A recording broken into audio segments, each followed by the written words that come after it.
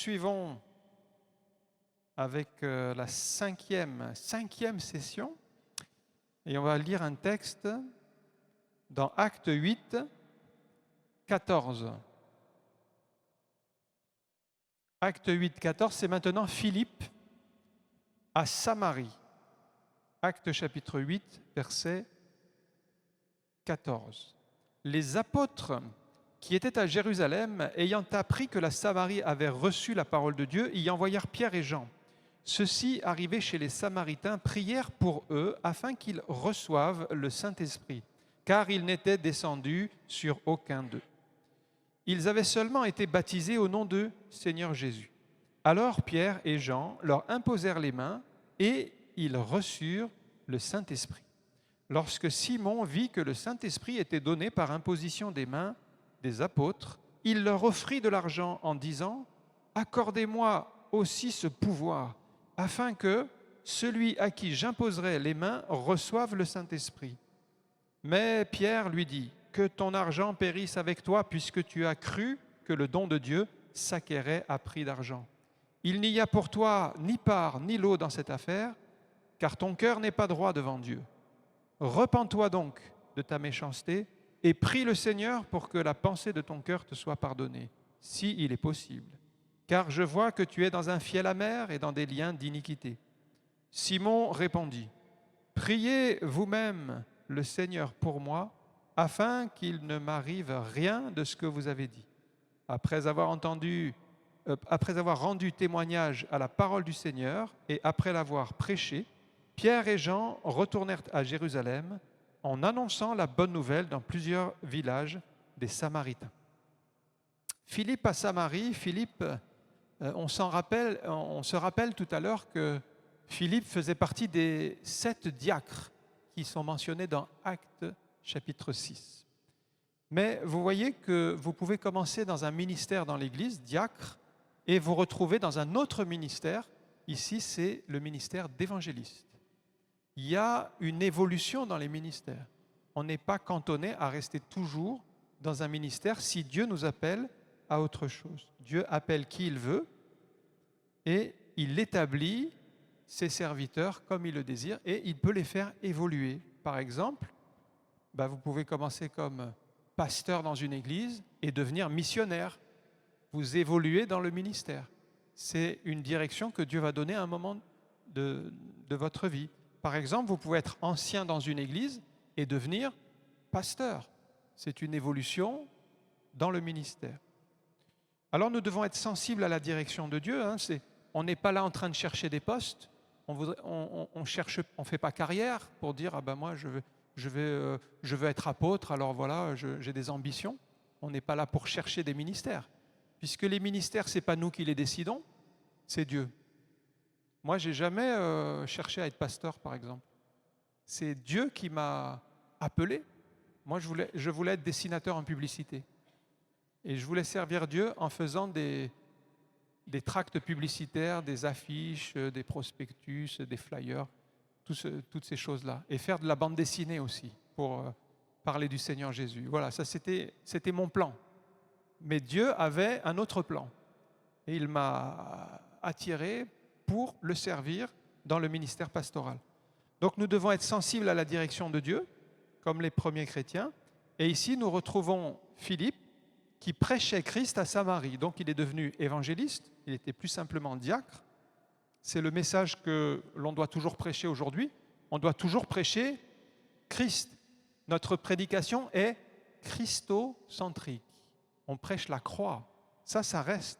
Si vous voyez que l'évangile n'est plus prêché, que la croix n'est plus annoncée, c'est que l'Église a dévié. Il faut toujours revenir à la parole de Dieu, à la croix. Et donc, la société a évolué, mais le message de la parole de Dieu reste le même. Aujourd'hui, avec l'IA, vous avez entendu parler de l'IA. Il y a plein de métiers qui sont en train de disparaître. Parce que l'IA, d'ailleurs, le métier que je voulais faire, l'illustration par exemple. Vous demandez à l'IA de faire une illustration, même sur une scène biblique, elle vous sort une belle illustration et c'est gratuit. Mais si vous deviez payer un illustrateur, ça vous coûterait du temps et de l'argent. Ce sont des métiers, même la musique, il y a pas mal de métiers qui sont quand même menacés aujourd'hui par l'IA. L'IA, même, ils expliquent que vous pourrez bientôt parler à votre voiture et votre voiture vous conduira là où il faut. Donc vous direz à la voiture, emmène-moi à l'église de Montpellier-la-Mosson. Et vous arriverez juste devant la porte. Voilà, l'IA. L'IA, ça va bouleverser pas mal de choses dans nos vies. Mais le message de l'Évangile, il doit rester le même. Même si la société évolue, même s'il y a beaucoup de choses différentes qu'à l'époque de Jésus, en fait, le cœur humain, il a toujours besoin du message de la grâce, la repentance, la foi, le pardon des péchés. Donc si ce n'est plus annoncé, c'est qu'on a dévié. On ne peut pas dire aujourd'hui l'Église a évolué, on n'a plus besoin du message de la repentance. Là, on a dévié. Regardez, Paul, il était très catégorique, 1 Corinthiens 2:2, « Car je n'ai pas eu la pensée d'avoir parmi vous autre chose que Jésus-Christ et Jésus-Christ crucifié. » Christocentrie, la croix, le message de l'Évangile. Alors certains sont tentés de s'écarter du message de l'Évangile parce qu'ils disent oui, mais nos contemporains ne comprennent plus ce message, on va l'adapter. Alors on ne parlera plus du péché, on va trouver d'autres termes, on va minorer, on va éliminer les côtés un peu pointus de l'Évangile pour adoucir. On ne parlera plus de la repentance, on essaiera de trouver des images pour ne pas blesser les gens. On ne parlera plus de l'enfer, pour pas qu'ils aient peur. Donc tout cela, c'est une évolution, mais on s'écarte du message de la parole de Dieu. On ne parle plus de la mort à soi-même, du renoncement, de porter sa croix, et pourtant c'est ce que Jésus enseigne. Mais si vous modifiez l'Évangile, il va perdre de sa puissance. Regardez Galates chapitre 1, verset 6, c'était le problème des Galates. « Je m'étonne, dit Paul, que vous vous détourniez si promptement de celui qui vous a appelé par la grâce de Christ pour passer à un autre évangile. » Donc cette tentation de changer le message d'origine, elle existait déjà du temps de Paul. Non pas qu'il y ait un autre évangile, mais il y a des gens qui vous troublent et qui veulent renverser l'évangile de Christ. Mais quand nous-mêmes, quand un ange du ciel annoncerait un autre évangile que celui que nous avons prêché, qu'il soit anathème, c'est-à-dire qu'il soit maudit. Donc voilà la position spirituelle, c'est il y a un seul évangile et nous devons le garder en vision dans notre cœur, dans notre esprit et ne pas nous détourner de la parole de Dieu. Le Seigneur confirme sa parole, il ne confirme pas nos propos, il confirme sa parole. Si nos propos sont éloignés de la parole de Dieu, il n'y a pas de confirmation. Donc Philippe, il est dit qu'il prêchait le Christ et le Seigneur confirmait sa parole. Comment ? Par des guérisons, par des délivrances, par des actes puissants du Saint-Esprit. Philippe sait que ce n'est pas son œuvre parce qu'il est humble. Et c'est très important, frères et sœurs, que plus nous montons dans le service, que l'on reste humble et petit. Parce que je l'ai remarqué aussi, quand on confie une responsabilité à quelqu'un, il commence à conduire les champs, il commence à avoir une responsabilité. Quelquefois, il change d'attitude.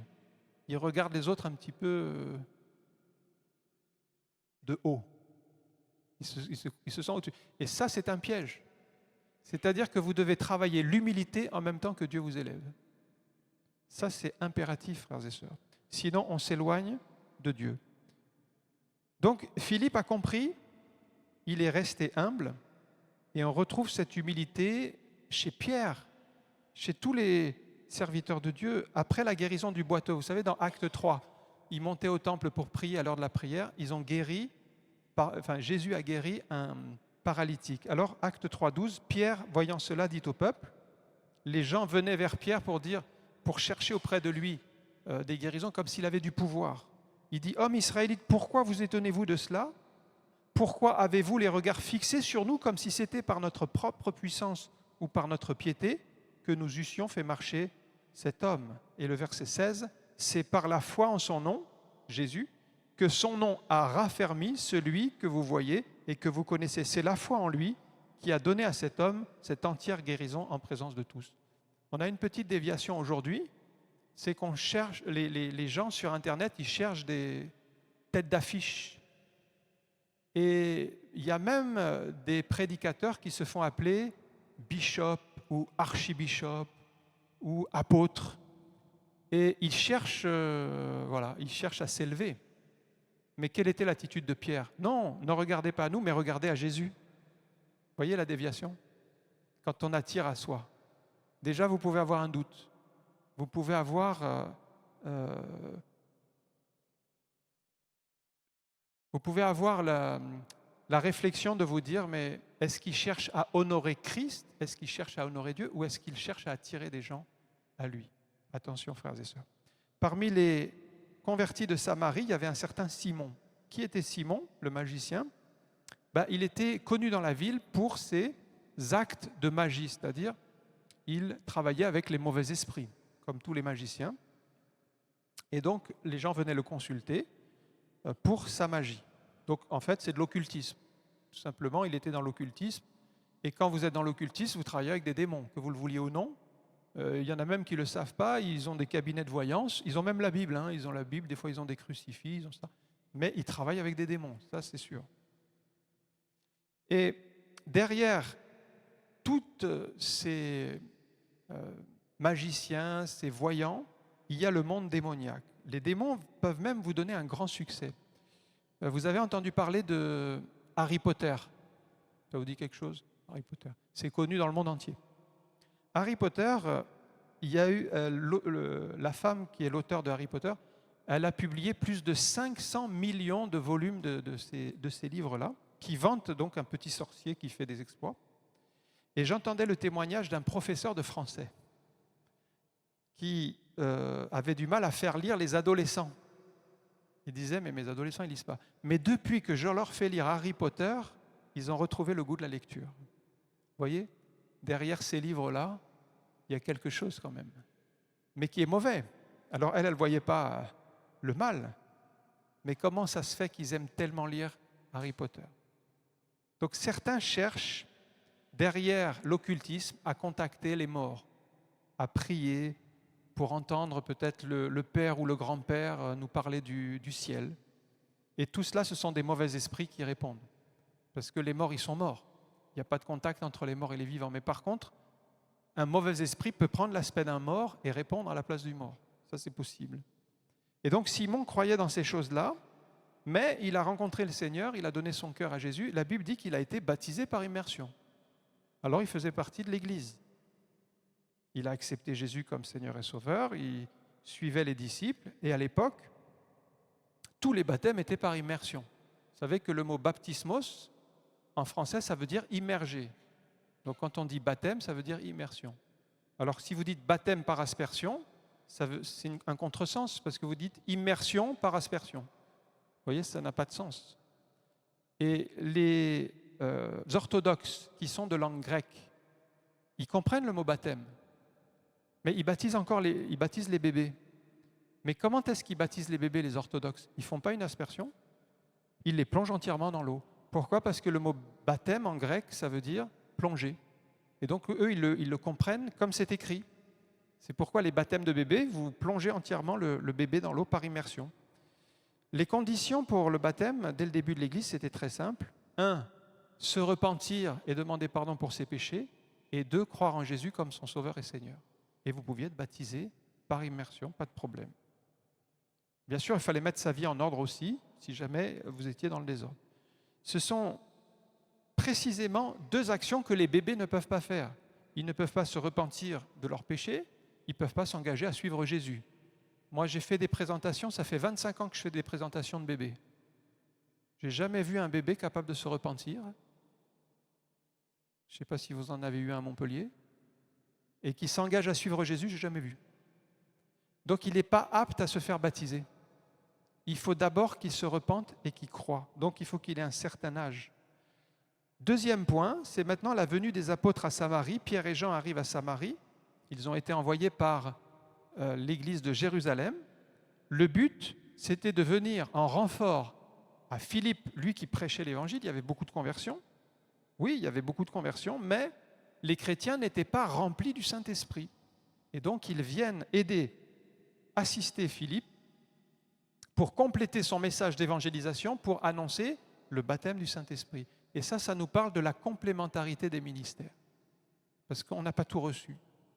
Un ministère, il a reçu, par exemple, le ministère de pasteur ou d'enseignant. Peut-être l'autre, ça va être évangéliste, un autre, ça va être prophète, etc. Et il n'y a personne qui a reçu tous les ministères pour tout faire. Ce n'est pas possible. Ça n'existe pas. Et donc, il y a une complémentarité, et Dieu l'a voulu ainsi. Il a dépêché Pierre et Jean pour aider Philippe à Samarie. On a besoin des uns des autres. Ça, c'est bon, c'est l'œuvre de Dieu. Il constate bien, donc, en arrivant qu'il y a des conversions, mais ils ne sont pas baptisés du Saint-Esprit, donc ils vont compléter le message de Philippe en parlant du baptême du Saint-Esprit. La plénitude du Saint-Esprit. Alors, petite parenthèse, pour les premiers chrétiens, être rempli du Saint-Esprit, c'était vraiment important. Ça faisait partie du message de l'Évangile. Ils ne le mettaient pas en second plan. C'était important que tous ces gens qui étaient baptisés, qui avaient donné leur cœur au Seigneur, ils soient remplis du Saint-Esprit. Et donc, ils vont prêcher sur ce sujet. Donc, le message va être annoncé. Les apôtres ont prié pour que les chrétiens soient remplis du Saint-Esprit. Alors, petite précision ici, et ça c'est un des textes, je crois que c'est le texte le plus évident pour montrer que la nouvelle naissance est dissociée du baptême du Saint-Esprit. Parce que ça c'est toujours un débat chez les évangéliques, de ceux qui disent, parmi les évangéliques, que non, il n'y a pas une deuxième expérience qui s'appelle le baptême du Saint-Esprit. Le baptême du Saint-Esprit, c'est la nouvelle naissance, c'est la même chose. Mais ici, si on lit ce texte, les gens étaient baptisés par immersion, ils avaient donc accepté Jésus comme Seigneur et Sauveur. On ne peut pas dire qu'ils n'étaient pas nés de nouveau. Si on dit qu'ils n'étaient pas nés de nouveau, tant qu'ils n'avaient pas reçu l'Esprit, ça veut dire que Philippe n'a baptisé que des non-croyants, que des gens qui n'étaient pas nés de nouveau, et donc il n'y avait pas d'église. Donc on est en train de faire un contresens. Ici, il y avait bien une église, il y avait bien des gens baptisés d'eau, convertis, mais ils n'étaient pas remplis du Saint-Esprit. C'est donc autre chose. Et c'est pour cela que Pierre et Jean vont prier. Actes chapitre 8, verset 15. Ils arrivèrent chez les Samaritains, prièrent pour eux, non pas pour qu'ils naissent de nouveau, puisqu'ils étaient déjà nés de l'Esprit, mais pour qu'ils reçoivent le Saint-Esprit, car il n'était descendu sur aucun d'eux. Ils avaient seulement été baptisés au nom du Seigneur Jésus. Mais s'ils avaient été baptisés au nom du Seigneur Jésus, c'est donc qu'ils avaient déjà la nouvelle naissance. Donc c'était la deuxième étape, c'est d'être maintenant rempli du Saint-Esprit. Ça ne posait pas de problème pour l'époque. Donc Simon assiste à des baptêmes du Saint-Esprit. Comment ça se passe? Les gens se mettent à parler en langue. Simon, qui est croyant dans l'Église, il voit ça et il dit « Mais moi, j'aimerais bien avoir ce pouvoir. » Alors c'est vrai que quand vous êtes né de nouveau, ça se voit pas par un signe extérieur, ça se passe dans le cœur. Vous êtes né de l'Esprit. Mais le baptême du Saint-Esprit, ça se voit. Parce que vous allez parler en langue, parce qu'il va y avoir des manifestations du Saint-Esprit. Jésus en parle quand il dit « Le vent souffle où il veut, tu en entends le bruit, tu ne sais où il va, ainsi est tout homme qui est né de l'Esprit. » Ça, c'est naître de l'Esprit, c'est dans le cœur. Mais le baptême du Saint-Esprit, ça s'extériorise.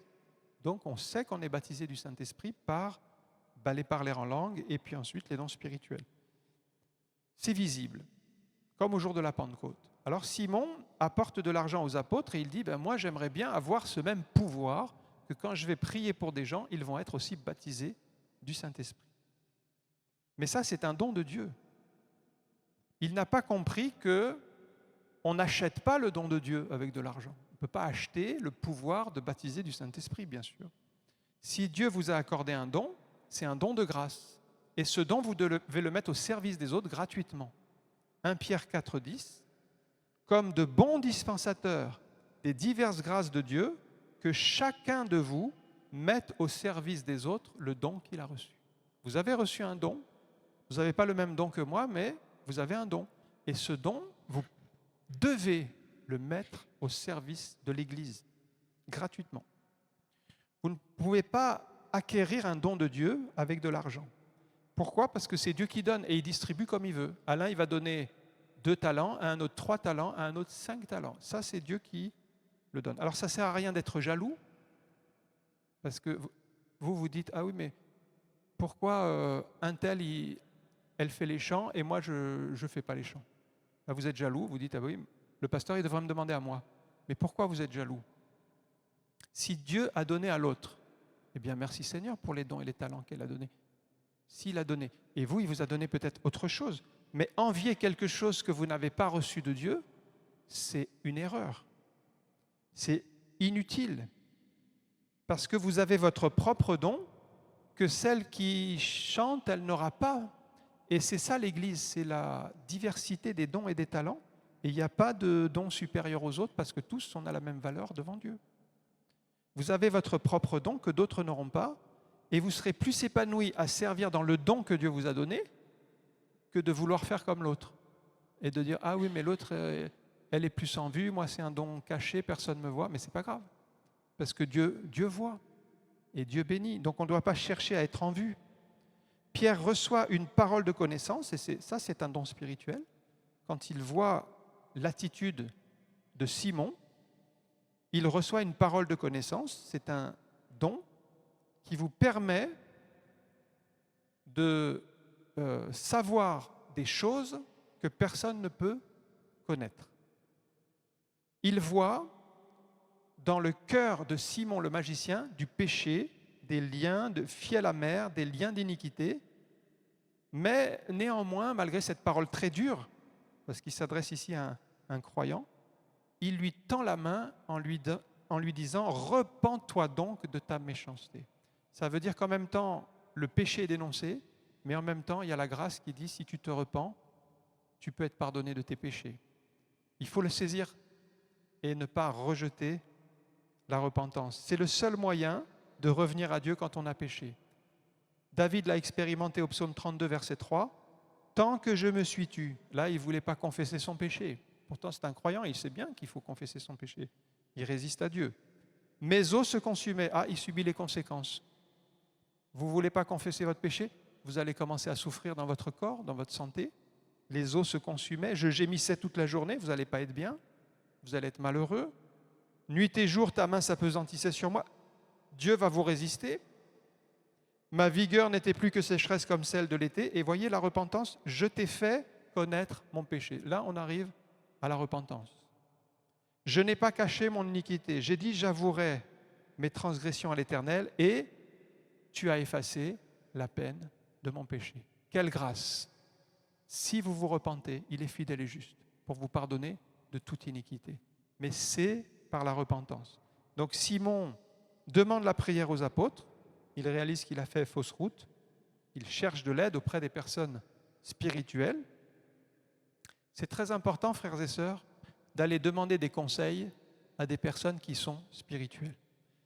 Des fois, je le vois dans l'église où je sers le Seigneur, des chrétiens vont chercher des conseils auprès de personnes qu'elles pensent qu'ils vont leur donner des conseils qui vont dans leur sens. Mais ce n'est pas des conseils spirituels, c'est des conseils humains, charnels. Vous avez des responsables spirituels. Allez chercher des conseils auprès des responsables spirituels que Dieu a établis. Alors, ce n'est peut-être pas des conseils qui vous feront plaisir, mais c'est selon la volonté de Dieu, c'est ça qui est bon. C'est important de chercher les bonnes personnes. Si vous avez fait fausse route, c'est toujours possible de faire demi-tour. Comme le fils prodigue, rentré en lui-même dans Luc 15, 17. Il a reconnu qu'il y avait chez mon Père beaucoup de pain. Et moi ici, je meurs de faim. Je me lèverai, j'irai vers mon Père. Et je lui dirai, mon Père, j'ai péché contre le ciel et contre toi. Il faut qu'on arrive à ce point de tournant, de demander pardon à Dieu. Je ne suis plus digne d'être appelé mon fils. Traite-moi comme l'un de tes ouvriers. C'est le tournant qui fait qu'on revient dans les voies du Seigneur. Un dernier point, c'est Philippe qui annonce l'évangile à l'Éthiopien à partir du verset 26. Dieu envoie Philippe sur un chemin désert. entre Jérusalem et Gaza. Alors si vous raisonnez un petit peu, vous vous dites, bon, il y a un réveil en Samarie, il y a beaucoup de chrétiens, maintenant les gens sont baptisés du Saint-Esprit, il faut les enseigner. Donc Philippe, il a sa place là. Mais Dieu lui dit, bon, tu pars et tu vas sur ce chemin qui est désert. Vous voyez, si on raisonne, on se dit, mais quelle est la logique? Frères et sœurs, il y a la logique de Dieu et il y a notre logique. Si on raisonne avec notre logique, on dira, c'est pas la bonne chose à faire. Mais la logique de Dieu, c'est parce qu'il y a une âme qui va être sauvée ici.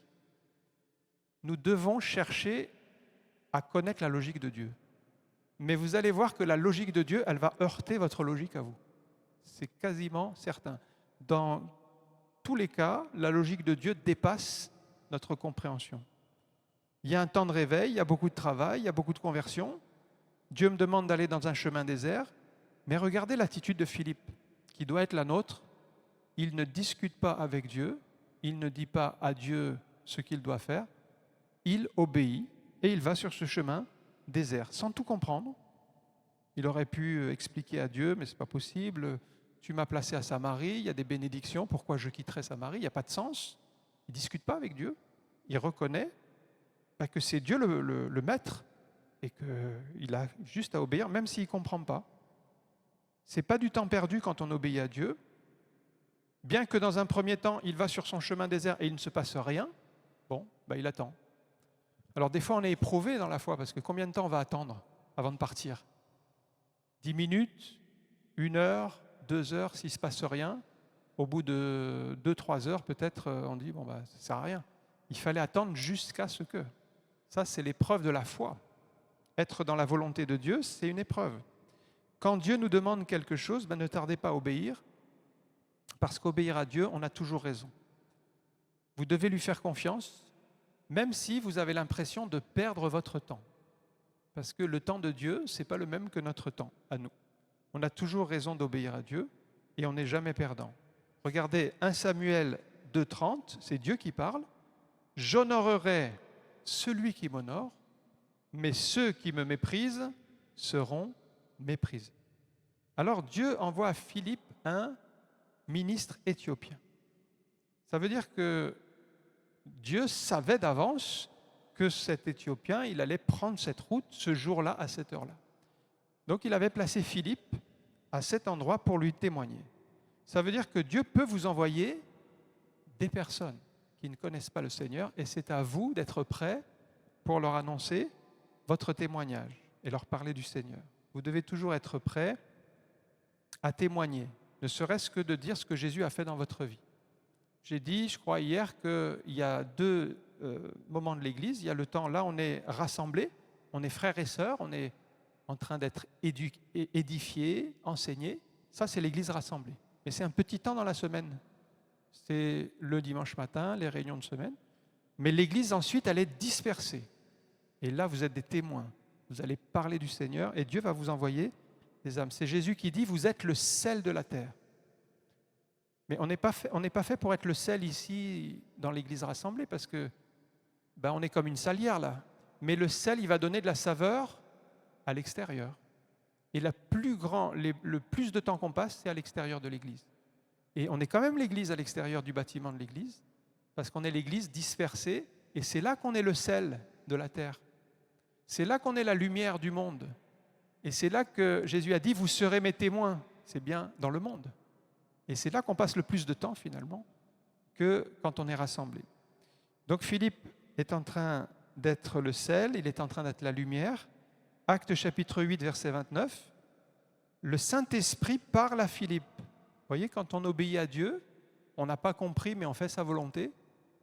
L'Esprit dit à Philippe, avance, approche-toi de ce char. Ça veut dire que l'Esprit vous conduira plus précisément. Vous avez fait le pas de l'obéissance. Vous n'avez pas compris pourquoi, mais le deuxième pas arrive. Avance, approche-toi de ce char. Les choses se précisent.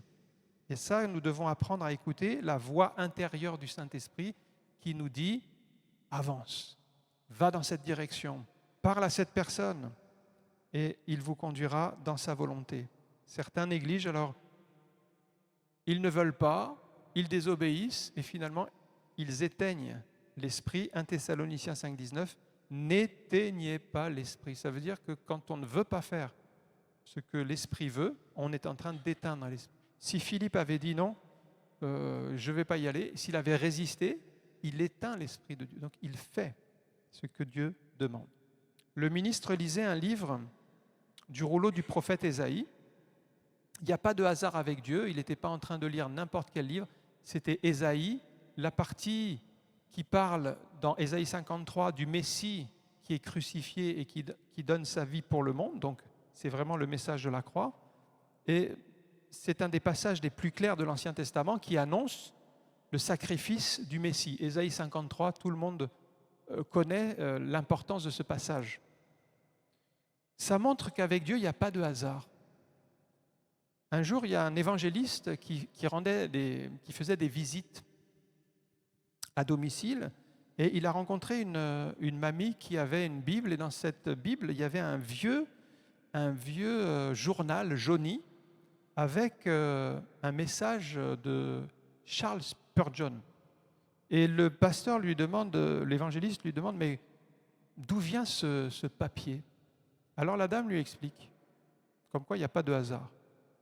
C'est un extrait d'un journal des États-Unis qui avait imprimé donc un sermon de Charles Spurgeon, qui avait été envoyé en Australie, et ce journal avait été utilisé pour empaqueter un paquet qui avait été envoyé en Angleterre à cette dame. Et cette dame ne connaissait pas le Seigneur, et en lisant la prédication de Charles Spurgeon, elle s'est convertie. Il n'y a pas de hasard avec Dieu. Des États-Unis, en Australie, en Angleterre, à la bonne personne, au bon moment, pour une âme qui a été sauvée. Donc à Dieu, tout est possible. Il n'y a pas de hasard. Vraiment, cet homme dans son char, il lit le prophète Ésaïe, et à ce moment-là, eh bien, Philippe arrive, le message de la croix est déjà là. Alors c'est vrai que lui, il ne comprend pas, le ministre, il dit, mais de qui il parle? Est-ce que c'est de lui-même? Est-ce que c'est d'un autre? Mais le message est là, et Dieu va ouvrir son cœur pour qu'il comprenne l'Évangile. Philippe va saisir l'occasion, il annonce l'Évangile. Si vous avez l'occasion de parler du Seigneur, vous pouvez au moins laisser un verset, c'est Jean chapitre 3, verset 16. Normalement, tous les chrétiens connaissent ce verset, qui est un résumé de l'Évangile, qui parle de Dieu, de son amour, qu'il a donné son Fils Jésus. Il est mort à la croix afin que quiconque, c'est vous, c'est moi, il croit, c'est la foi, croyez en Jésus et vous avez la vie éternelle et vous n'irez pas dans la mort éternelle. Ne serait-ce que ce verset, vous pouvez le laisser. C'est un concentré de l'Évangile. Alors, il croit, ce ministre éthiopien, qu'est-ce qui empêche que je sois baptisé? Ben oui, tu as donné ton cœur au Seigneur, tu crois en Jésus, il y a de l'eau, on s'arrête, on le baptise et il repartit sauvé. La condition du baptême est assez simple. Si on croit en Jésus de tout notre cœur, Philippe lui dit, si tu le crois vraiment, c'est possible. Et l'eunuque répondit, je crois que Christ est le Fils de Dieu. La foi, c'est vraiment l'essentiel pour être sauvé. Vous savez que dans le monde, il existe plus de 10 000 religions. 10 000 religions différentes. Ça veut dire quoi? Ça veut dire que l'être humain, il cherche toujours à rencontrer Dieu d'une manière ou d'une autre. 10 000 chemins. Même dans l'hindouisme, il y a 33 millions de dieux. C'est ahurissant. Mais la foi, ce n'est pas une connaissance intellectuelle des Écritures. La foi ne se base pas sur ce qu'on a appris. La foi se base sur une personne. Cette personne, c'est Jésus. Sans la foi, c'est impossible de lui être agréable. Philippe descend dans l'eau avec l'eunuque. Ils sont baptisés parce qu'il y avait là beaucoup d'eau. Et ils vont continuer leur route. Donc c'est dans Actes 8, 39. Quand ils furent sortis de l'eau, l'Esprit du Seigneur enleva Philippe et l'eunuque ne le vit plus, tandis que joyeux, il poursuivait sa route. Ça veut dire que la mission était terminée avec l'eunuque. Il avait entendu la parole, il a été baptisé. Lui, il suit son chemin. Philippe, il a une autre mission qu'il envoie. Ça veut dire qu'à un moment donné, Dieu nous dirigera ailleurs. C'est arrivé à Élie, qui était pendant un temps au torrent de Kérit. Les corbeaux venaient avec de la viande, du pain. Ça a duré un certain temps. Mais Quand le torrent était à sec, qu'est-ce qu'a fait Élie? Il a compris que on ne va pas rester là. Dieu a un autre temps maintenant. Et il aurait pu s'entêter à dire, ben non, c'était le lieu de la bénédiction, c'est là où je reçois le pain et la viande. Non, il faut qu'il aille chez la veuve de Sarepta. Il y a une autre étape. Il y a un temps pour tout. On peut être dans un temps de grande bénédiction, de visitation, mais Dieu peut nous envoyer à un autre endroit. Nous devons être sensibles aux directives du Saint-Esprit parce qu'il a un plan pour notre vie et le Saint-Esprit vous conduira dans ce plan. Priez le Seigneur chaque jour pour être conduit par l'Esprit. Donc on a vu Philippe, il a fait de belles expériences avec le Saint-Esprit. Il a vu des personnes transformées par la parole de Dieu. Philippe était assez humble pour accepter l'aide des apôtres, parce que c'est les apôtres qui ont apporté la dimension du Saint-Esprit. C'est la complémentarité des ministères. Et puis il a continué sa course. Vous voyez, Philippe était à l'écoute du Saint-Esprit pour sa vie. Il est allé sur le chemin désert, il a fait la volonté de Dieu. Alors qu'est-ce qu'on doit faire? Eh bien, développons l'écoute du Saint-Esprit, prions le Seigneur pour qu'il nous parle, pour qu'on reste en communion avec Dieu, qu'on médite la parole de Dieu, qu'on soit attentif à ses directives et qu'on fasse sa volonté. Amen. Que le Seigneur vous bénisse.